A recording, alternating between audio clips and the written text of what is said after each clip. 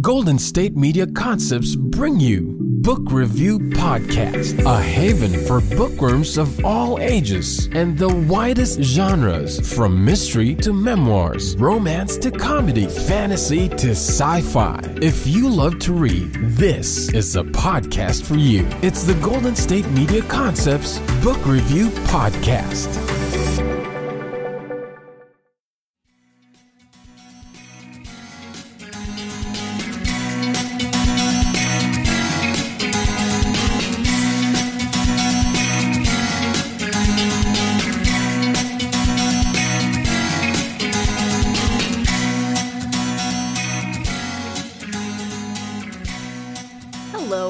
Welcome to the GSMC Book Review Podcast, brought to you by the GSMC Podcast Network. I am your host, Sarah. It is Thanksgiving week, so happy Thanksgiving. I'm recording on Sunday, which I don't normally do, but it's been a little wonky, so my regular schedule is a little off kilter right now. But hey, that means it's the beginning of Thanksgiving week, and we are here to talk about not all things Thanksgiving. I don't have enough time for that, but some things Thanksgiving. First off, let's touch on the fact that Thanksgiving, the history of Thanksgiving is problematic, right? We have it based on this perceived image of the Pilgrims and the Native Americans coming together for this feast, and that is what Thanksgiving is based off of. It turns out that that is not 100% historically accurate. Yes, there was a feast, a festival between the Pilgrims and the surrounding Native community. It's not exactly what we picture, what we portray it as, and it's certainly not the stereotypical Indians and Pilgrims that, you know, we dress up our preschoolers as each year. Let's stop doing that. So it's not that. I looked to the source of this Audible original that I talked about with the Halloween episode that I am loving. I listened to the Thanksgiving lecture. If you didn't listen to the Halloween episode, the lecture series that I'm referring to is The Hidden History of Holidays, by Hannah Harvey. It is, as I said, an Audible original, and it is a series of lectures on holidays throughout the year. So I started with the Halloween lectures. I have listened to the Thanksgiving lectures, and then I'm just going to continue going through the lectures as holidays come up. I love this kind of stuff, and she does such a good job. I cannot recommend this listen enough. And I'm not promoting anything. I'm not being paid to promote anything. I'm not being asked to promote anything. I just really enjoy this series of lectures. At any rate, Thanksgiving. We tend to think of it as that quote-unquote first Thanksgiving. But the letter describing that incident, according to Hannah Harvey in The Hidden History of Holidays, wow, that's a lot of H's.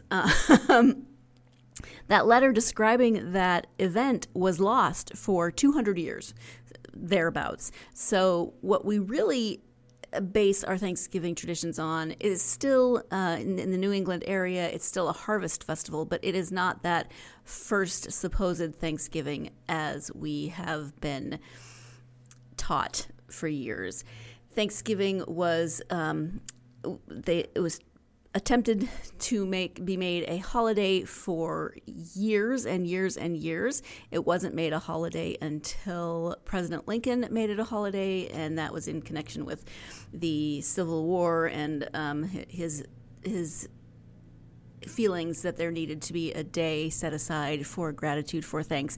But it really was based on more of a notion of a New England harvest festival. And then later, 200 years after the fact, after the letter was written, the letter describing this supposed first Thanksgiving was found, and that really took hold of the imagination of people, and that's where we now get our supposed thoughts of the traditional Thanksgiving. Although what's described in that is not anything like what we would think of as our traditional Thanksgiving. So it really is more based on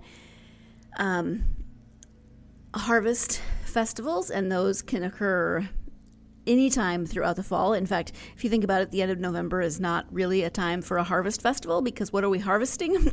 Unless you live in somewhere with a very temperate climate, you're not harvesting really anything at this time of year. A harvest festival would be much earlier in the fall. But I encourage you to listen to this lecture, The Hidden History of Holidays, again by Hannah Harvey, because she does such a good job of talking about where we get the images from, why it's problematic, why it, that letter was lost for 200 years, and also talking about the woman who really pushed to make it into an official holiday, which, as I said, it wasn't until the 1860s.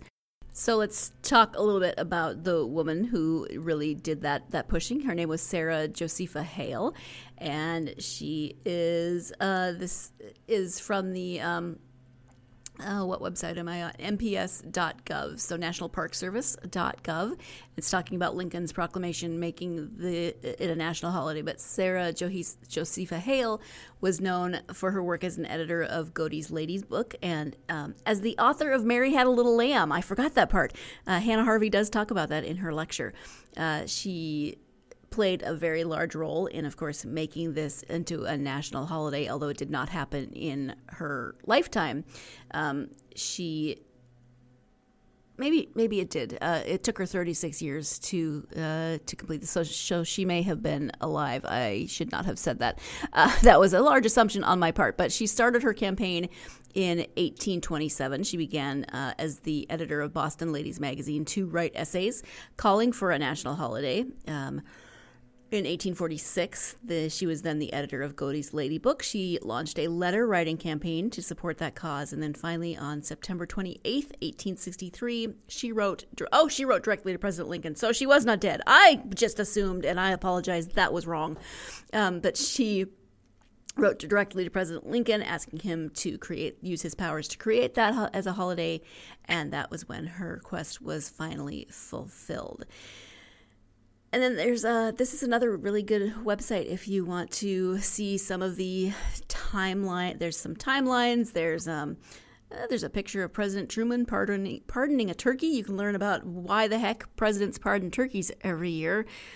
Lucky turkeys, since we eat so very many of them on the holiday, unless you're a vegetarian or a vegan, in which case, awesome. But yeah, I don't know. I find this stuff fascinating, and I am so glad that I found this series of lectures to learn about holidays, because some of the stuff I know, but other things I did not know. And if you're interested at all in this kind of stuff, then I recommend that you check out, again, The Hidden History of the Holidays, Hannah Harvey. If you have trouble remembering it, just remember that it is a ton of H's. Maybe that will help. But then there's also, of course, reading that you can do, research that you can do. Like I said, I was just on the National Park Service website talking about the creation of Thanksgiving as a holiday. And so if you think about it, 1863, that is a very long time from when we think of the quote-unquote traditional first Thanksgiving, right? That it was in 1621 when the Pilgrims and the Wampanoag, I was trying to put too many syllables in there, Wampanoag Indians held their feast in Plymouth County. But by 1777, all 13 of the colonies were holding Thanksgiving celebrations. Again, this is from the National Park Service website. In 1789, President Washington declared November 26th a national day of Thanksgiving, but that was just that day. It wasn't an annual thing. In 1815, President James Madison declares a national day of prayer and thanksgiving. So again, just a day. It wasn't until Sarah Josepha Hale and President Lincoln that it became a holiday, an annual holiday.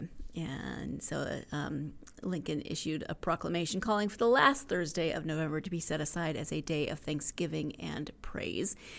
1920, the first Thanksgiving parade is held in Philadelphia.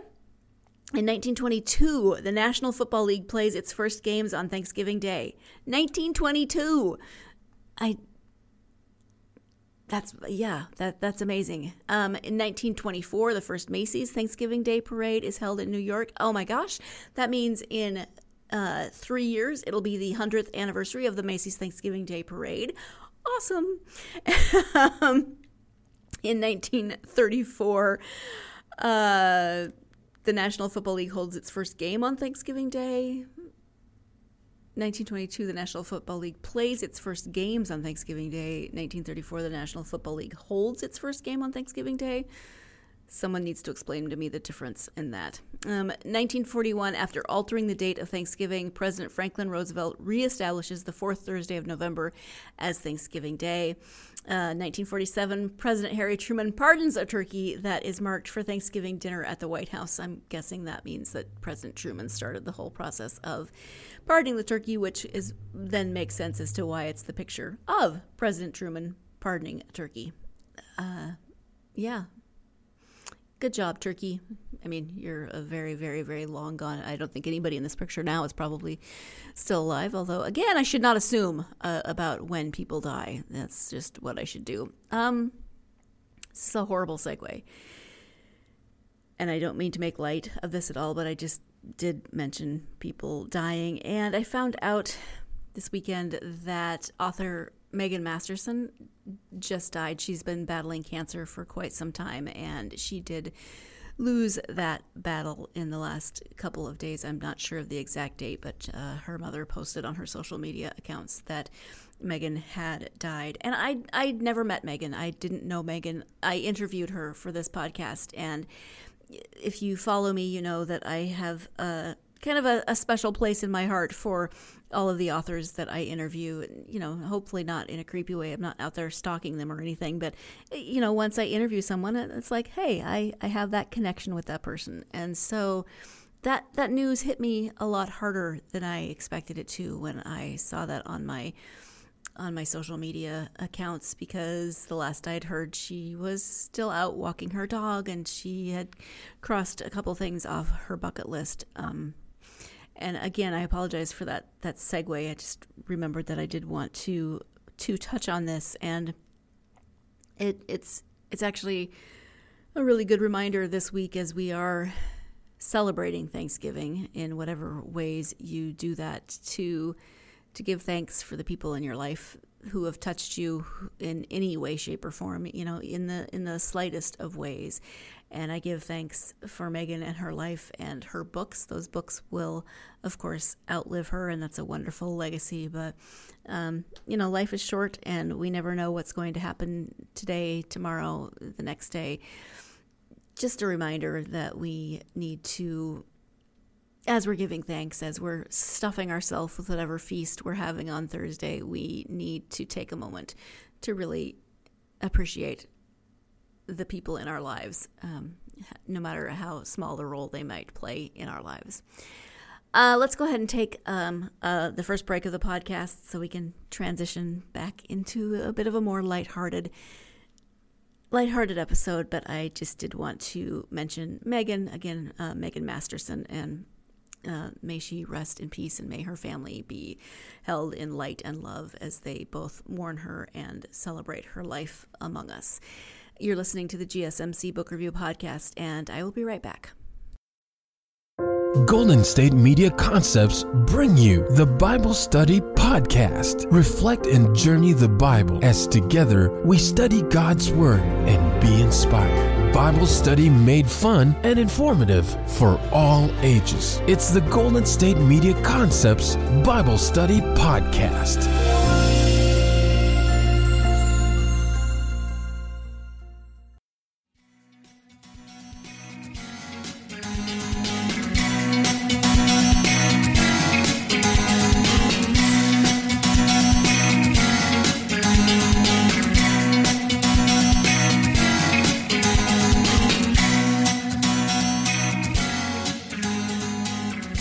Welcome back to the GSMC Book Review Podcast. It is the Thanksgiving episode.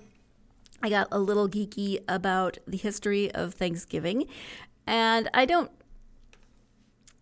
think that the holiday as we celebrate it now is necessarily, yes, of course it has the ties to that supposed first Thanksgiving, but I hope that we have made it into its own occasion, a time of giving thanks, a time to spend with family. I don't like the word Friendsgiving, but I understand the concept of kind of your chosen family, right? Getting together with friends. Not every Thanksgiving is good, and not everyone wants to spend Thanksgiving with their families. I'm sure that families No, I know families can be extraordinarily problematic, and once you put people of differing political views or religious views or any other kinds of views around a table, things are going to get heated. But hopefully you can make it a day that works for you. If that means just hanging out and watching football with your favorite person and eating, I don't know, lasagna, go for it. If that means the whole dinner with turkey and stuffing and all the side dishes, go for that. I have learned so much about different Thanksgiving traditions since I got married because I am white, my husband is black, and we have extremely different Thanksgiving traditions. I did not realize, I just figured everybody ate the same thing that I ate growing up. And, well, actually, as I grew older, I realized that not even my white friends have the same exact ingredients on their Thanksgiving table. But my husband's family, it is a feast. It is a feast. I mean, it's not just turkey, it's ham, it's a number of other kinds of meat. And I'm not gonna, I could spend the next 10 to 20 minutes just talking about all of the different food. But can I just take a moment to say sweet potato pie? My father-in-law made it for the first Thanksgiving. I met him for the first time on Thanksgiving, and he made me a sweet potato pie, and it was, yeah, I'm in love. Anyway, we're here to talk about books, right? Let's talk about books. Thanksgiving as a holiday, problematic. Also doesn't get the love it deserves. Maybe it shouldn't get the love it deserves. Maybe it doesn't deserve love because it is a problematic holiday, but all holidays have their own set of problems. I'm talking about the fact that we go from Halloween, October 31st, midnight on Halloween, poof, it's Christmas. And, it's just, I love Christmas, and I love Christmas music, and I love Christmas movies, but let's leave a little room in there for some Thanksgiving, right? It's kind of the same thing. There aren't as many books that you can find that are set on Thanksgiving. I actually found more this year than I had in the past. I don't know what I was doing to search differently. Let me take a moment here to say, hey, hit me up in the comments. Tell me if you have any favorite books that take place at Thanksgiving. The first book that I want to talk about is called Still Life. It's by Louise Penny. It is the first book in her series featuring Armand Gamache. And what I like about this one is that it does take place around the Thanksgiving holiday, but it's the Canadian Thanksgiving holiday. So that is the second Monday of October. We celebrate it in November here in the States. Canadians celebrate it in October, which actually, if you are thinking about traditional harvest fests, makes a little more sense. October is still a little late-ish in terms of harvest, but not as late as the end of November. At any rate, so this is the first in her series of books featuring this particular detective. It is a murder mystery. It is, she has been on my list, my TBR list forever, because authors that I talk to keep bringing up Louise Penny as one of their go-to authors. So finally, I got it on audiobook and was able to listen to it. I think I was still in Montana when I listened to it, but there's a murder mystery. Detective Inspector, is he a detective inspector? Different titles in Canada. No, it's Chief Inspector. So Chief Inspector Gamache is tasked with going to this small town in Quebec. And actually, let me just go ahead and read you the description because it's been a while since I listened to it. But the discovery of a dead body in the woods on Thanksgiving weekend brings Chief Inspector Armand Gamache and his colleagues from the Sûreté de Quebec to a small village in the eastern townships. Gamache cannot understand why anyone would want to deliberately kill well-loved artist Jane Neal, especially any of the residents of Three Pines, a place so free from crime it doesn't even have its own police force. But Gamache knows that evil is lurking somewhere behind the white picket fences, and that if he watches closely enough, Three Pines will start to give up its dark secrets. That's the description. Also, it does take place over Thanksgiving weekend, so it's perfect for this episode. But also, it is about chosen family. So there is a group of friends in this book who spend every Thanksgiving together. They have created their own chosen family, and there's a lot about relationships in this book. So it's another reason that it's really appropriate for Thanksgiving, because Thanksgiving can be a lot about relationships. It can be a lot about our chosen family and who we choose to spend Thanksgiving with, whether that is biological or chosen family. And I'm really glad that I finally got around to listening to this book. I am looking forward to hopefully finding time for more Louise Penny novels and mysteries, because I am very, very behind in all of my reading. But Louise Penny has been on my list for a while. So Still Life by Louise Penny, Canadian Thanksgiving. Definitely check it out if you haven't done so already.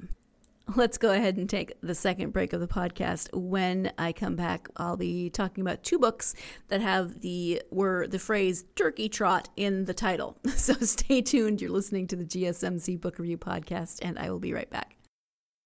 Tired of searching the vast jungle of podcasts? Now listen close and hear this out. There's a podcast network that covers just about everything that you've been searching. Hey! The Golden State Media Concepts Podcast Network is here. Nothing less than a podcast bliss with endless hours of podcast coverage. From news, sports, music, fashion, cooking, entertainment, fantasy, football, and so much more. So stop lurking around and go straight out to the Golden State Media Concepts Podcast Network. Guaranteed to fill that podcast itch. Whatever it may be. Visit us at www.gsmcpodcast.com. Follow us on Facebook and Twitter, and download us on iTunes, SoundCloud, and Google Play.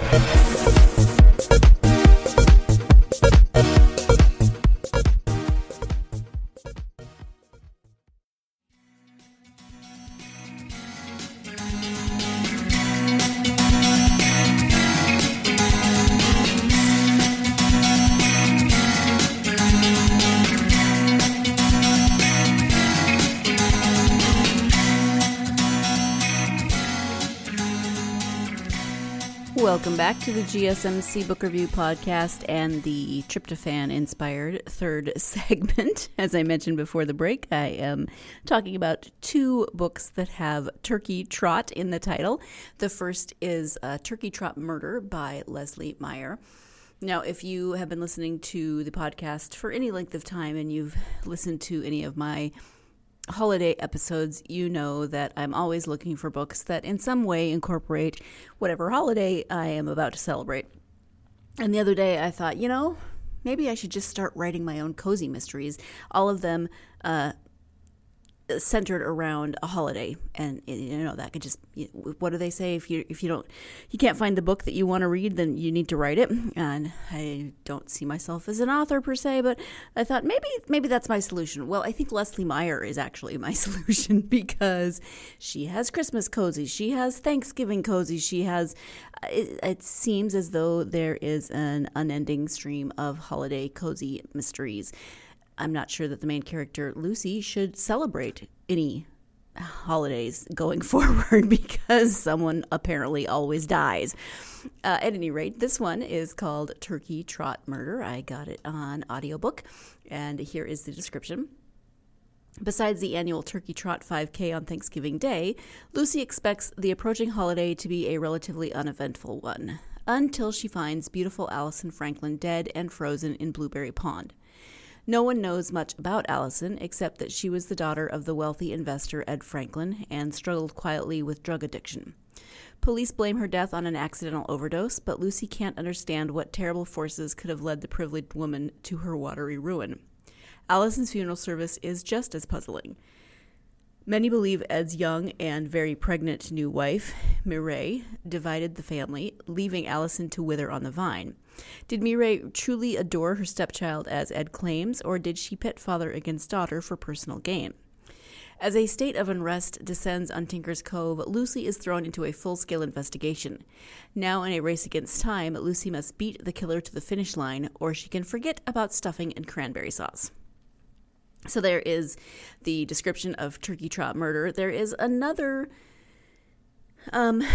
plot line going on in this story as well, and that is, first off, Allison Franklin's father, Ed, is very bigoted, and there is a man whose name is Ray Rodriguez, who is moving into Tinker's Cove to open a restaurant, and apparently he's a very well-known chef in California and has written cookbooks, etc., but now he wants to move to Tinker's Cove and open a restaurant, and there is just this whole backlash against keeping Mexicans in Mexico and building a wall and just a lot of stuff. This was published in 2017, and so a lot of it is still going on, so that was hard, and a lot of it, maybe it's harder to read because of a lot of the things that have been going on in the news and in the world these last 4 years, but that there were times when that felt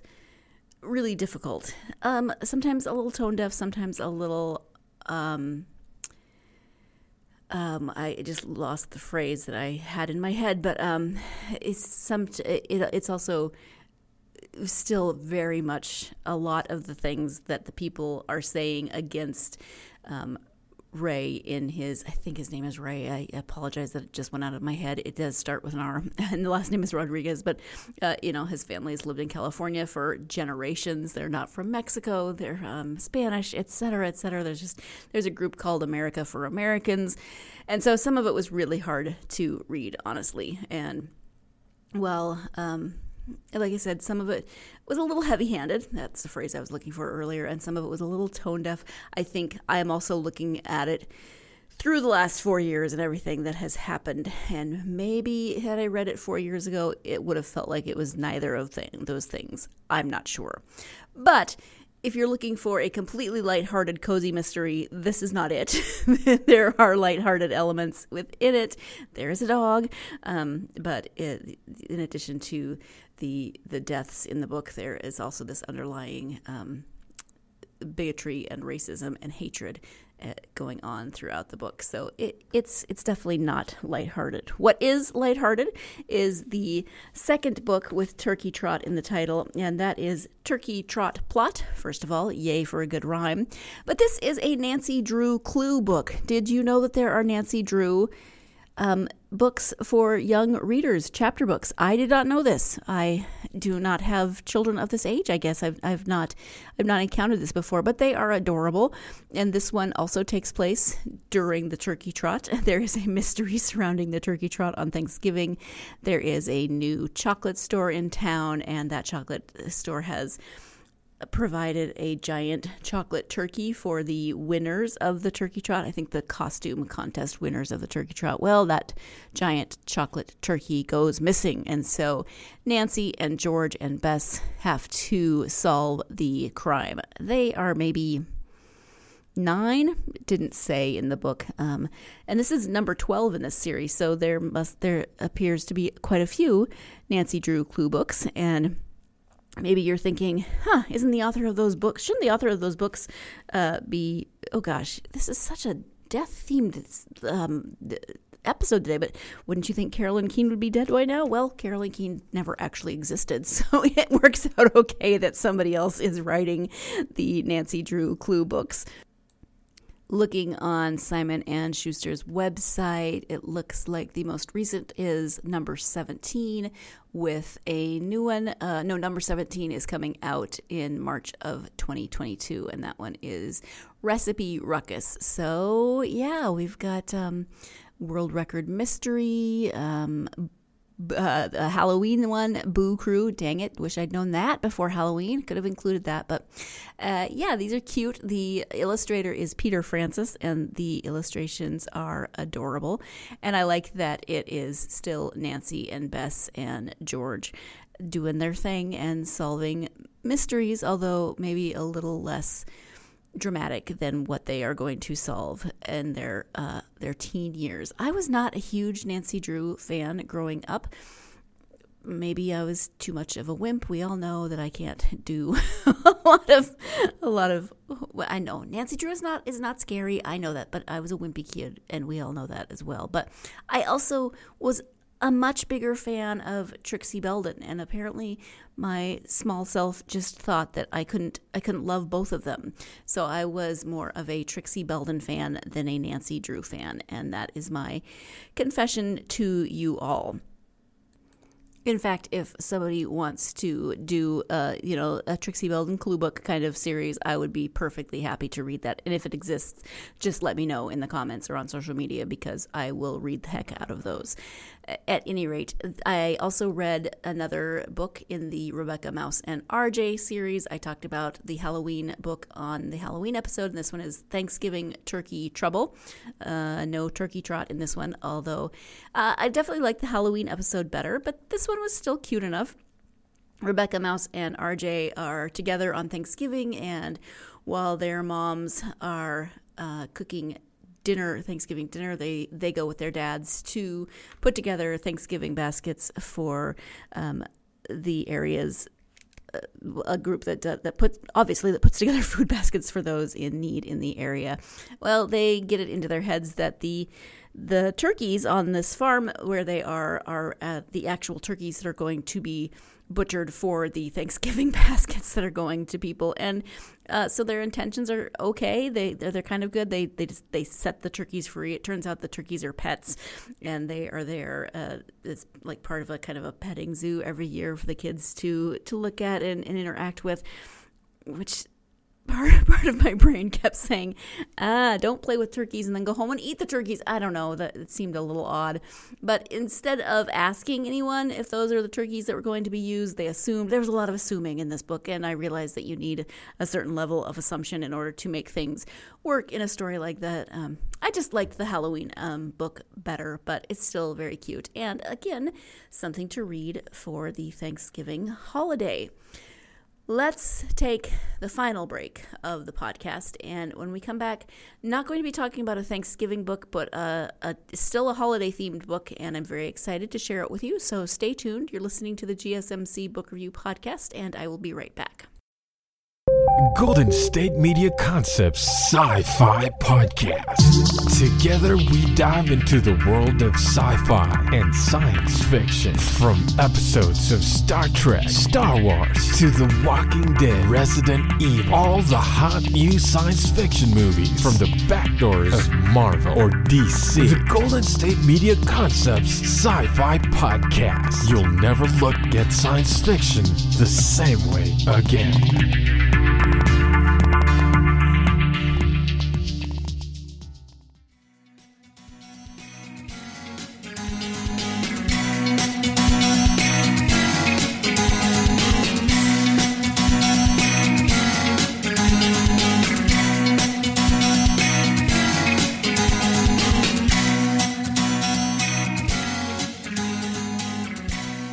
Welcome back to the GSMC Book Review Podcast and my non-Thanksgiving book choice for this episode. This book actually features the holiday of Diwali, which is still in November, so it's still appropriate. The book is called Holly Jolly Diwali, and it is by Sonia Lally. Okay, so first of all, I love that the whole thing rhymes. So, Holly Jolly Diwali by Sonia Lally. That just makes me smile. But I also loved that it is a holiday that I don't know much about. I first learned about it when Payal Doshi was on the podcast talking about Rhea and the Blood of the Nectar. If you haven't listened to that episode, you should definitely listen to it. It's a young adult fantasy book, and it's so good. But the characters in that book are celebrating Diwali. The book takes place around Diwali. And so I knew I'd heard of it, and I knew tiny bits about it, but I hadn't learned much. And one thing that I really like about this book is that the main character celebrates Diwali with her Indian family, but she goes to India during Diwali, and she starts asking people of different backgrounds, why do we celebrate Diwali? And so she gets all these answers, and then I, as the reader, got to get the answers to those as well. And so I got to learn something, but it fit in with the theme and the feeling of the story. But this year, Diwali was on November 4th, and it's actually, it's one of those holidays that changes every year. So it says it is determined by the India calendar and does change every year, ranging from October to November. It is observed on the 15th day of the 8th month. That's the month of Kartik. Kartik. I apologize if I'm pronouncing that incorrectly. So the 15th day of the 8th month in India's calendar. The day is a new moon day when the moon opposes the sun's light by up to 12 degrees. And so, yeah, very specific, but there's a lot of references to light in terms of Diwali. The goddess Lakshmi, the god of wealth, is mainly worshipped during Diwali Puja for happiness, prosperity, and fame. For Diwali 2021 in Delhi, the Lakshmi Puja Muhurat, best time to worship Lakshmi is the 1 hour 55 minutes from 6:09 p.m. to 8:04 p.m. on November 4th. So, I mean, very specific. That is really very cool. Celebrations of Diwali. It says Diwali 2021, so I'm not sure if this is different for other years, but last for 5 days.